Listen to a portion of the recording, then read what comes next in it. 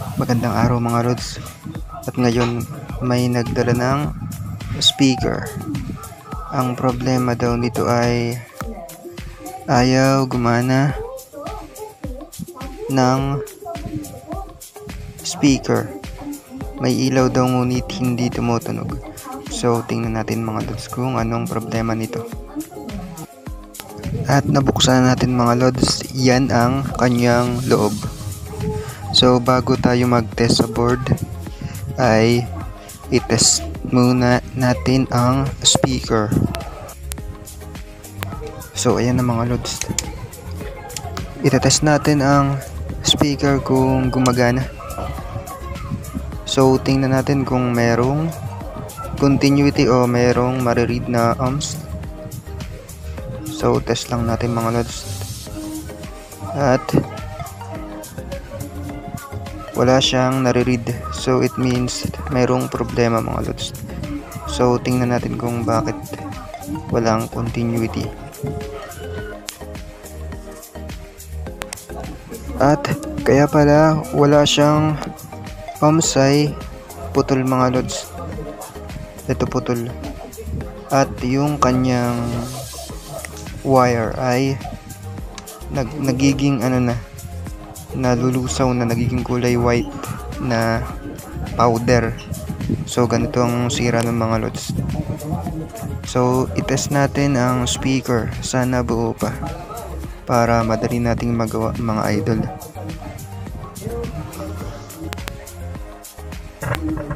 Ayan, naririnig nyo pa mga idol, meron pang nagka-crack na sound. It means buo pa siya mga lods.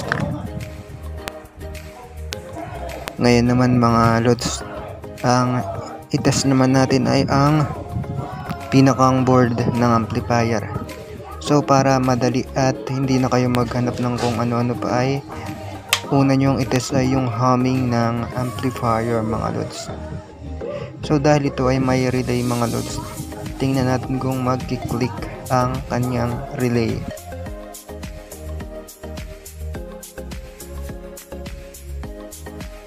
Ayan mga lods, makikita nyo na nagki-click pa ang relay.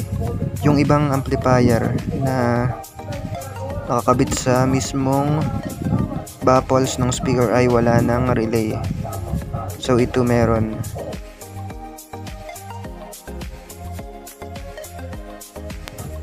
At ngayon mga lods, itetest naman natin ang kanyang output kung normal.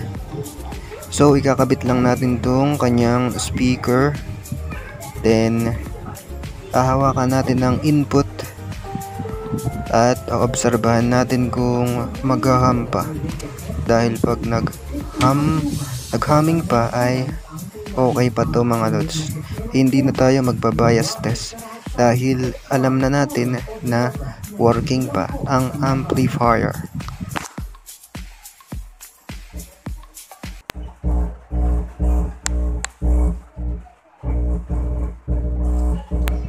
Ayan mga lods, naririnig nyo ba ang humming? It means okay pa. So hindi na tayo mangangalikot sa amplifier.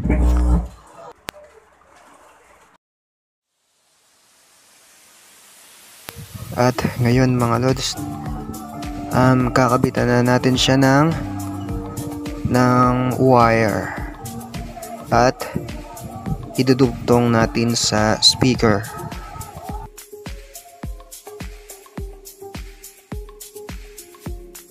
Babala lang mga lods sa mga nagdi-DIY at wala pang masyadong background sa electronics. Huwag kayong basta-bastang gagawa. Ako ay gumagamit ng isolation transformer para maiwasan ang electrocution. So ayan ang isolation mga lods. Sa mundo ng repair mga lods, minsan madali lang i-repair. Katulad ng mga putol na wire, mga lumuluwag na hinang, mga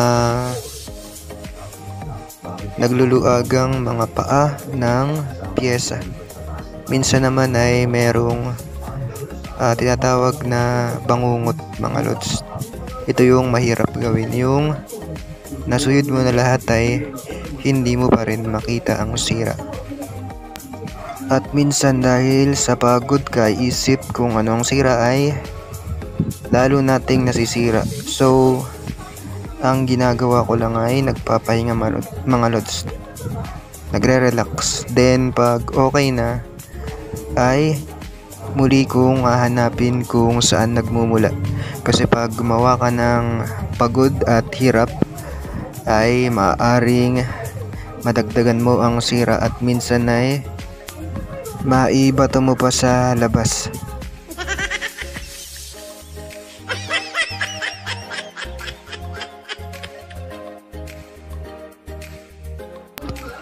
Pero pag hindi na talaga kaya mga lods ay okay lang na sukuan nyo na, dahil masasayang lang ang oras nyo. Imbis na magagawa nyo yung madaling gawin ay nagsasayang kayo ng oras, dahil ito ay maituturing ng beyond repair. At ang nakaka-pressure ay yung nagmamadali ang customer, lalo na pag ikaw ay nagsa-service at nasa kanilang bahay, so hindi ka makakapagpahinga mga lods. Kailangan mong tapusin ang gawa. Kaya mas maganda sa shop na lang gumawa o kaya sa bahay, dahil makaka-relax ka. So balik tayo dito mga lods. So hihinangan ko na ng wire to mga lods at itetest natin kung gagana na.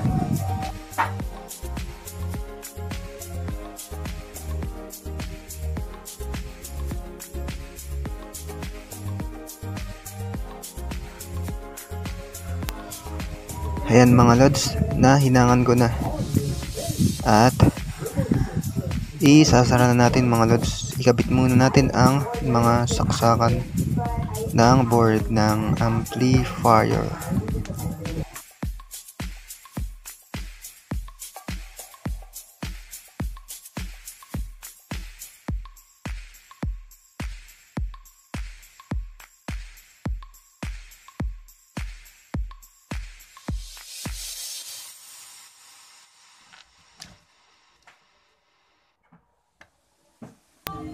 Ayan mga lods, na sarado na natin at ngayon ay handa na nating testingin mga lods.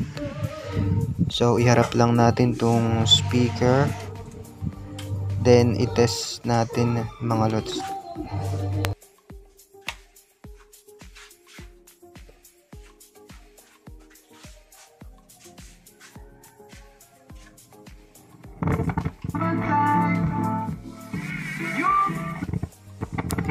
Ayan, gumana na mga lods. Pangit kasi ang ganitong FM, so kabitan na lang natin siya ng input para matest natin mga lods.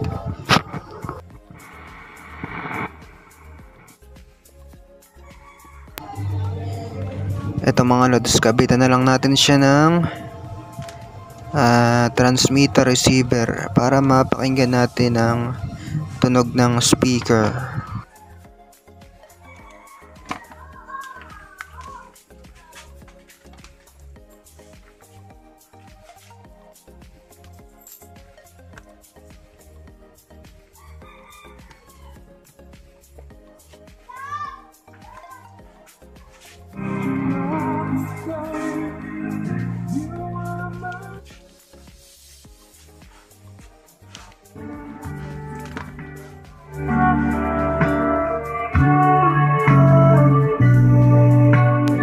Napansin ko mga lods na wala siyang tweeter o wala siyang yung pangpatinis o yung high frequency. So ang gagawin natin, bubuksan natin to, pero hindi ko rito bubuksan, sa likod. Titingnan ko muna yung mga connection kung may putol ba o wala.